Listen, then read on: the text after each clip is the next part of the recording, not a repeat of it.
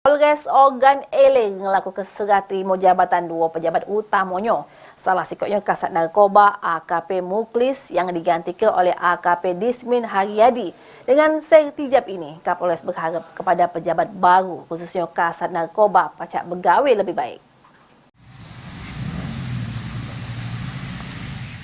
Segera terima jabatan Kasat Narkoba serta Kapolsek Muaro Kuang ini dipimpin langsung oleh Kapolres Ogan Eling AKBP Andi Baso Rahman di halaman Mapolres Ogan Eling.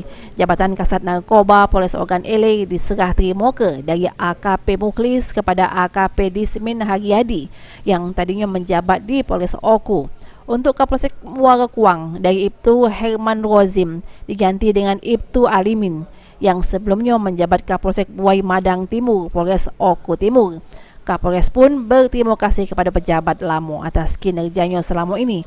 Untuk pejabat yang anyar diharap ke pacak bergawe dengan baik serta meningkat ke keberhasilan pejabat yang lama, kemudian mengayomi masyarakat juga menjalankan tugas. Dan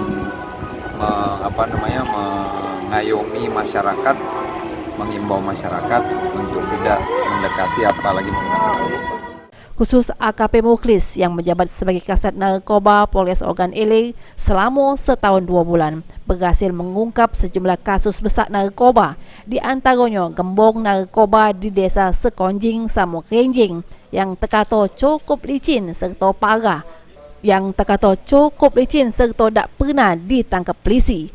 Ahmad Romawi, PAL TV.